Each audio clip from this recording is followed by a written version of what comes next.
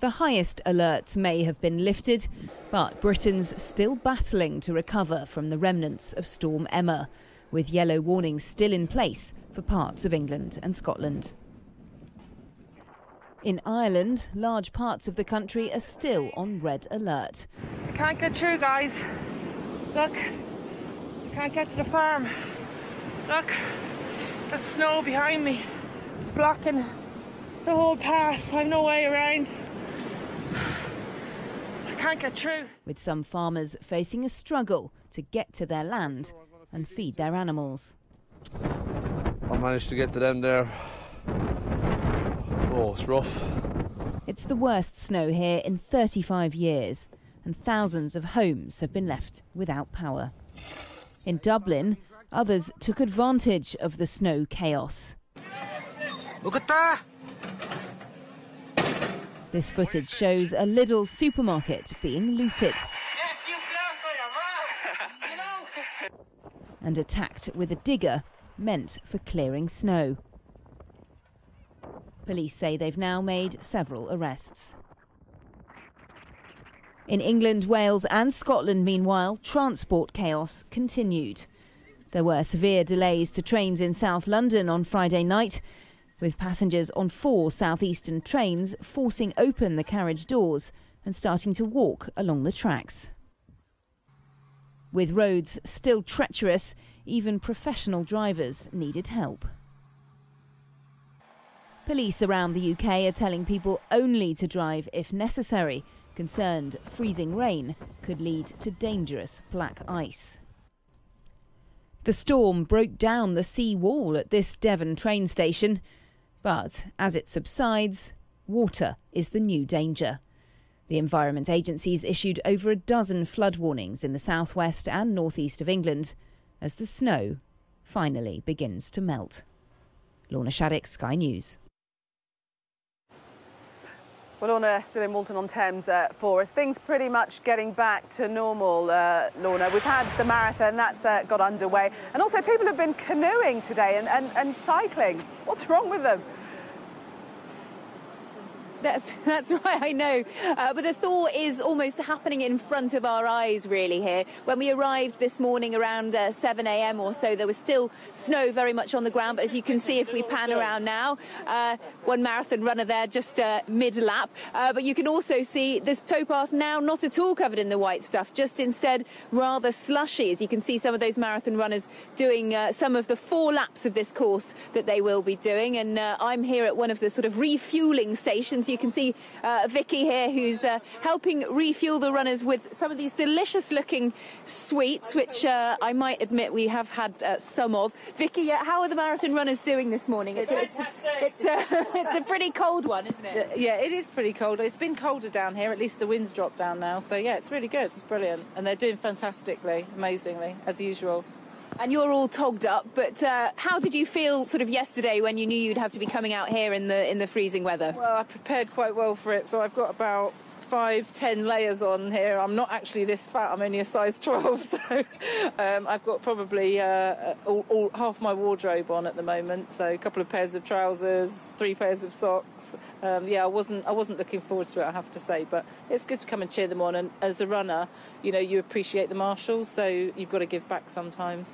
Fantastic. Well, as Vicky says, the runners all doing very well. But as you were saying as well, not just running going on this towpath. As the thaw gets underway, there's also been plenty of canoeing and cycling. Lots of action on the river. We've even seen some rowing boats go past as well. But earlier on, just before the marathon got underway, we did speak to a couple of those runners who were nonetheless feeling a little bit apprehensive about running in rather freezing temperatures. Let's have a listen to what they had to say.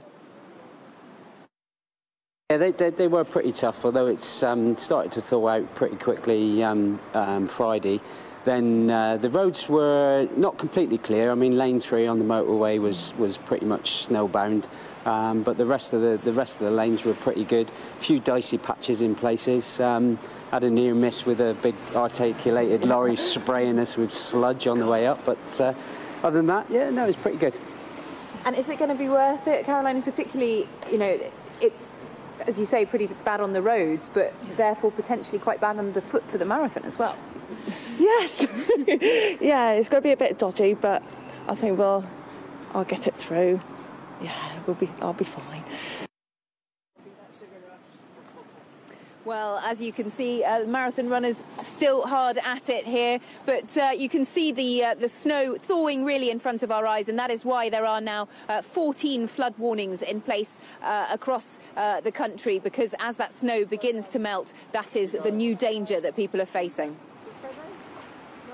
Yes, indeed, potential flooding. Lorna, thank you very much. We'll keep you updated on that marathon. Good luck to everybody running. I think you're crazy, but good luck to you. Well, let's take you to the Republic of Ireland now, County Kildare, where Darren McCaffrey is standing by. Darren, we hear that Seamus the snowman is looking a little bit shabby now. And actually, I've been told off. I should be saying snow person. We didn't identify whether it was a snowman or a snow woman. So how is the snow person, Seamus, faring? Well, it is started snowing again here. That red weather warning was lifted somewhat this morning by the government here, but with the snow still coming down, it's pretty difficult stuff. And just to give you a sense of how difficult it is, this man has been stranded like us in this hotel for several days, been desperate to get out because he wants to get back to Cork. But this is just a sign of how tricky driving conditions are. So despite the fact that red weather warning has been lifted now this morning, despite the fact that it is still snowing, the roads remain pretty impassable unless you've got a 4x4. I mean, if you just look at this car here, the Audi in front of us, surrounded by snow, this sense that there is going to be days of disruption. It's going to take quite a while for the snow to thaw, for people to be able to travel around. And that is because we have had huge accumulations of snow over the last, 2 or 3 days here in places like Kildare, and that is not going anywhere. And it's why also the bus services and indeed the trains will remain suspended for the next couple of hours. We're expecting them to pick up this afternoon. Dublin Airport, even though it is reopened, dozens of flights have also been cancelled at that airport. Airlines saying to check with them before you travel to the airport. Many people cannot get to the airport, including these guys over here, who are from Denmark. Just really quickly, guys, I know you kids are having a lot of fun in the snow, aren't you? Yeah, we love it here. You love it here because you're enjoying the snow, but you want to get back to Denmark. It would be nice to get back to Denmark. It would be nice, but this is a nice place to stay. Okay. And you hoping to possibly get a flight tomorrow? If you tomorrow evening. If everything goes in the right way, we're going home tomorrow evening. Okay. And how does this compare to Denmark? Well, even in Denmark, this is a lot of snow. Yeah. Even in the cold north, this is a lot of snow happening here.